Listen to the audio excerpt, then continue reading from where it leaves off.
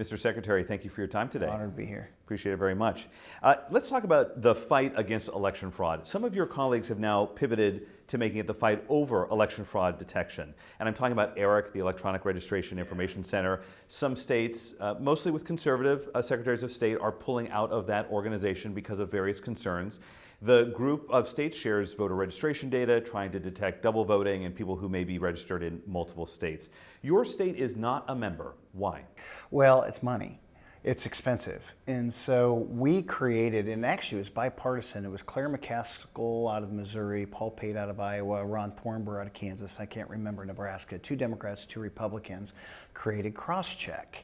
It became incredibly political and states started pulling out. And you know, it comes around campaign season, and so they attacked the system. A lot of it was my predecessor attacking the system, saying they're taking our information. And I think we had 3 or 4 lawsuits. Florida had some lawsuits. And it ended up ending the program. And what Crosscheck did is check to see if you were double registered in another state and did you double vote. Because states like Kansas City, obviously we have people with interests on both sides of the line. Well, eventually New York, Vermont, and Florida were apart because they have people that go up and down and they want to see if they double voted. And I think New Hampshire found 17 people who had in fact double voted. So, but that became political and ended the program. So, and it was mostly the Democrats who really wanted ERIC, and ERIC is a very robust system. But it became political to help ERIC. And so many folks left Crosscheck, or that were left Crosscheck, but ERIC was very robust. And then through rumors, and I think a lot of it's unfair, the same thing's happening to ERIC. It's just partisan on the other side. And so it's hurting ERIC, but I think it's also hurting the security of our elections. California has never been a member of ERIC. And I said, I think we can afford it if California, because it's based on population, if they joined, we could get in, because it's going to be a mandate on our counties to pay for that. But with Florida, Texas, and other states getting out, now I'm not so sure California would be enough. We're a very rural state with very limited resources. So I don't know the numbers for your state. Kentucky was 40,000. They've got a $14 billion budget. So do you know how much it was? It doesn't sound like a huge amount to a state. Well, ours was more than that. But here, it's not the state that has to pay for it because of our state laws and constitution. It's the counties that have to pay for it. And so if you have a county of only a few thousand people and your county clerk is part-time or maybe full-time with no staff, that's a lot of work. And the cost could add up to a rural county. It would, absolutely. Now, if Texas, Florida, and Virginia, and California were all in together, obviously you disperse the weight of that cost, and it would lower the cost for us. It still would be a mandate on our counties to do the work, but the first mailing is the big one. The first year is the big one. Then it gets easier each time as you continue to clean things up. So I hear you talking about how both kind of became political.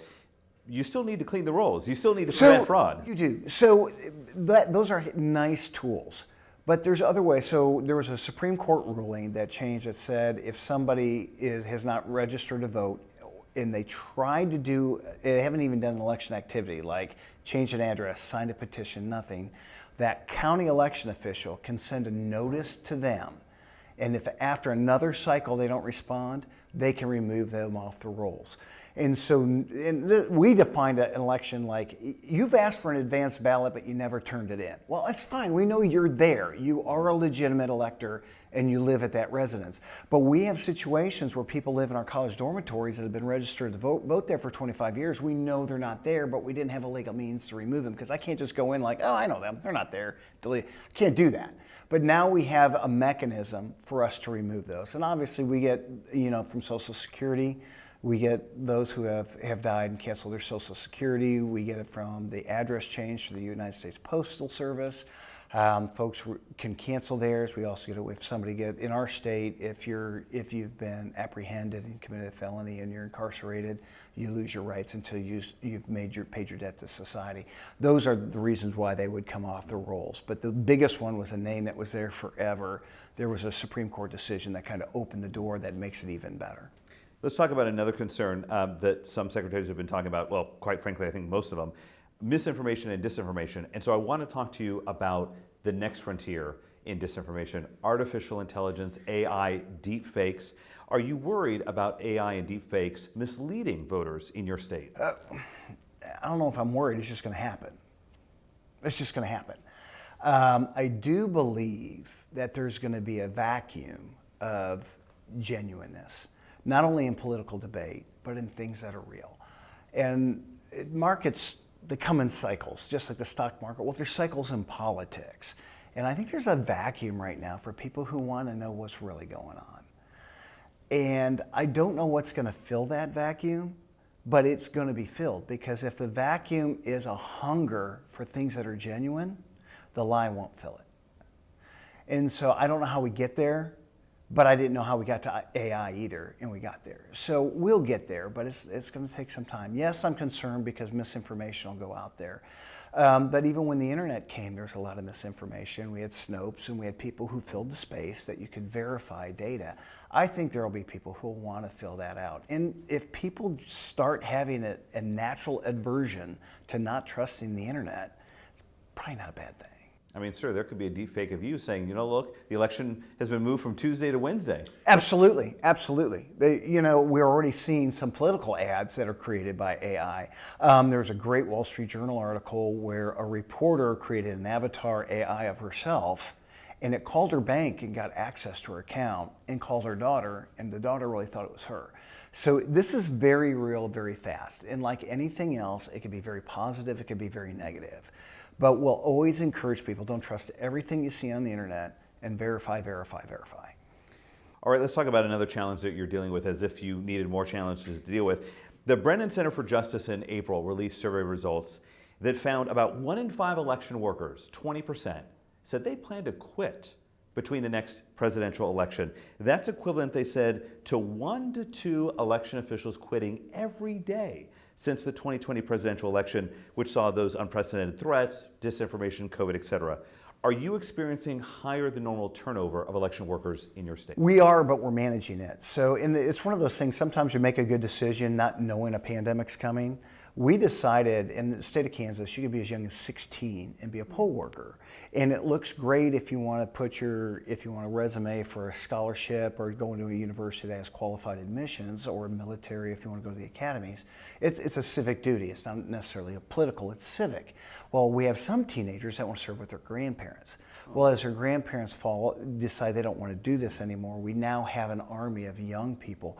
As a matter of fact, during the pandemic, and we call it Student Serve, and it's on our website at sos.ks.gov. And but it's being said is, if we can get more youth, because as we use more of technology to secure elections, this is the generation that grew up in the digital age. It's so intuitive to them. And it's nice to see a teenager and somebody in their 80s working together. You got the bookends of society. And so we've been able to manage it because of that. But yes, we are losing a lot of institutional knowledge, but we've been losing it since 2020. Finally, sir, what is your top priority for the next statewide election? Don't screw it up. It really is. Don't overdo it. Our job is to say, here's the result, and there's the proof, there's the audit, there's the election, let's move forward. We had a lot of controversy. We were the first state after the Dobbs decision on abortion, and it went down, and many folks were surprised that Kansas voted it down, but it was the political climate. So an individual out of Wichita put $118,000 on his personal credit card to do recounts in counties. Nothing changed. $118,000 didn't change a thing. So our phones stopped ringing after that. Those people who thought maybe there's something suspect, it just kind of faded away. There's always a segment out there that are loud, but they're few.